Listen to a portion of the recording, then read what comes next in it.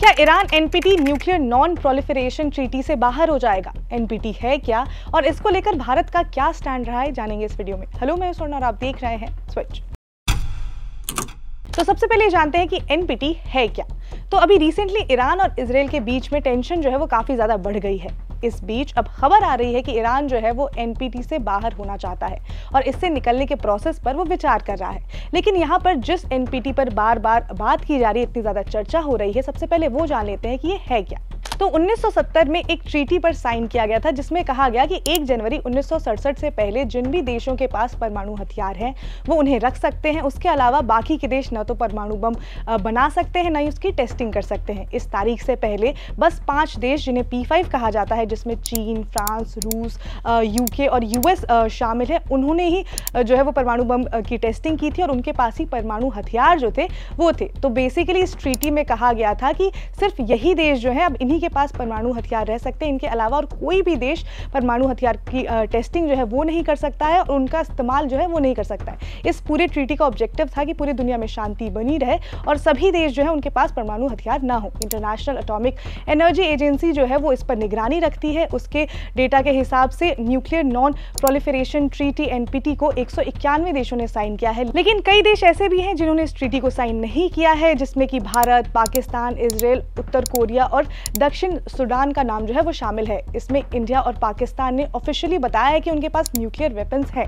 बाकी के देशों ने भी ऑफिशियली नहीं बताया है। नॉर्थ कोरिया पहले इस संधि का हिस्सा था लेकिन उसने 2003 में इसे छोड़ दिया था। इस ट्रीटी में ये भी मेंशन है कि अगर कोई देश परमाणु बम नहीं बना रहा है और इस ट्रीटी को फॉलो कर रहा है तो वो जो न्यूक्लियर एनर्जी है, न्यूक्लियर ऊर्जा है, उसका इस्तेमाल कर सकता है और उसको इसकी सप्लाई जो है वो P5 देश जो है वो करेंगे। अब ये तो एनपीटी की बात हो गई। अब बात करते हैं ईरान की। तो ईरान और इजराइल के बीच में टेंशन चल रही है। तो ईरान का कहना है कि उन्हें अपने देश की सुरक्षा के लिए इस ट्रीटी से बाहर निकलना होगा। अब सवाल ये आता है कि क्या इससे बाहर निकलना इतना ही आसान होने वाला है? जिस तरह से ईरान ने बोला कि हमें बाहर निकलना है और वो सीधे सीधे बाहर निकल जाएंगे, तो इसका जवाब है नहीं। एक्सपर्ट्स का मानना है कि अगर ईरान ऐसा करता है तो उसे बहुत बड़ा सेटबैक मिल सकता है, क्योंकि अगर वो इस ट्रीटी से बाहर हो जाएगा तो यूएस समेत जो भी इस ट्रीटी के सहयोगी देश हैं वो ईरान को इकोनॉमिकली बॉयकॉट कर सकते हैं। इसके अलावा ईरान पर बहुत सारे सैंक्शंस जो हैं वो भी लगाए जा सकते हैं। अगर ऐसा होगा तो Iran international atomic energy agency के जो सेफगार्ड है उससे भी बाहर हो जाएगा, जिसका असर जो है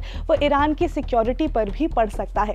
तो ईरान के लिए ऐसा करना बिल्कुल भी आसान नहीं होने वाला है। हालांकि ईरान का ये कहना है कि इजराइल जिस तरह से हमला कर रहा है उस वजह से उनकी जो सिक्योरिटी है वो खतरे में है। वो अपने लोगों की जान बचाने के लिए ऐसा कर सकते हैं, लेकिन अगर वो इस ट्रीटी से बाहर निकल भी जाते हैं तो उसके बाद का भी जो रास्ता है वो क्लियर नहीं होगा, क्योंकि उसके बाद ग्लोबली उन पर प्रेशर जो है वो बहुत ज़्यादा बढ़ेगा। इसीलिए हम देख रहे हैं कि यूएस लगातार ईरान पर कह रहा है कि आप इस ट्रीटी से बाहर नहीं निकल सकते हैं। लेकिन अगर मान लीजिए ईरान ऐसा करता है तो उसके कॉन्सिक्वेंसेस क्या हो सकते हैं वो भी जान लेते हैं। अब मान लीजिए कि अगर ईरान इस ट्रीटी से बाहर हो जाता है तो इसके कॉन्सिक्वेंसेस क्या हो सकते हैं। तो अगर ईरान इससे बाहर हो जाता है तो वो परमाणु हथियार जो है वो बना पाएगा। उसके बाद हो सकता है कि और भी देश आगे आए और वो ये कहें कि हमें भी अब परमाणु हथियार बनाने हैं और वो इस ट्रीटी से अपने आप को बाहर कर लें। और अगर ऐसा होगा तो इससे दुनिया में अशांति जो है वो फैल सकती है और ईरान ऐसा करेगा तो उससे ईरान को भी काफी ज्यादा नुकसान हो सकता है, क्योंकि अभी ईरान पे ग्लोबली बहुत सारे सैंक्शंस लगाए हैं। कई देशों ने ईरान पे कई पाबंदियां लगाई हैं और उसके बाद अगर इस ट्रीटी से भी ईरान बाहर निकलता है तो उसके बाद के कॉन्सिक्वेंसेस भी ईरान को बहुत ही ज्यादा झेलने पड़ सकते हैं। मैंने शुरुआत में एक बात कही थी कि इंडिया का स्टैंड इस ट्रीटी को लेकर क्या रहा है और मैंने ये भी बताया कि इंडिया ने इस ट्रीटी को साइन नहीं किया। तो इंडिया का ये मानना है कि ये जो ट्रीटी है वो काफी ज्यादा बायस्ड है, क्योंकि इसकी जो डेट डिसाइड की गई है 1 जनवरी 1967 वो बिना किसी लॉजिक के डिसाइड की गई है। बस P5 देश मिले और उन्होंने ये डिसाइड कर लिया कोई भी बाकी के देश न्यूक्लियर हथियार जो है, परमाणु हथियार वो नहीं बना पाएंगे।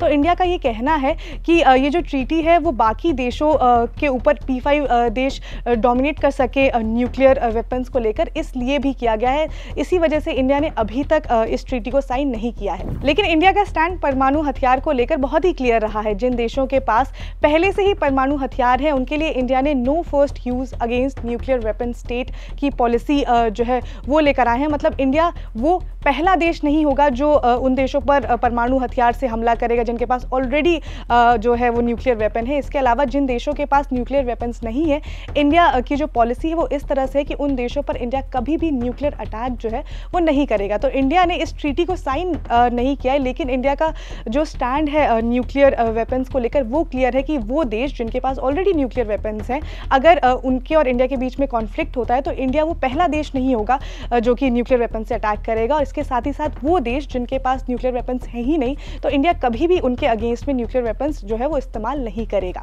लेकिन इस ट्रीटी को लेकर अभी बहुत ज़्यादा जो है वो टेंशन देखने को मिल रही है। ईरान लगातार ये कह रहा है कि उसे इस ट्रीटी से बाहर निकालना। हमने देखा कि साउथ कोरिया 2003 में इस ट्रीटी से बाहर निकल चुका है, तो ईरान का कहना है कि अब वो इस ट्रीटी से बाहर निकलना चाहते हैं। अब वो बाहर निकल पाएगा या नहीं, ये तो आगे आने वाला टाइम ही बताएगा। इसके साथ ही साथ ईरान और इजरायल के बीच में काफ़ी ज़्यादा टेंशन बढ़ गई है, तो उससे रिलेटेड जो भी अपडेट आएगा हम आप तक पहुंचाते रहेंगे। आप जुड़े रहिए स्विच के साथ।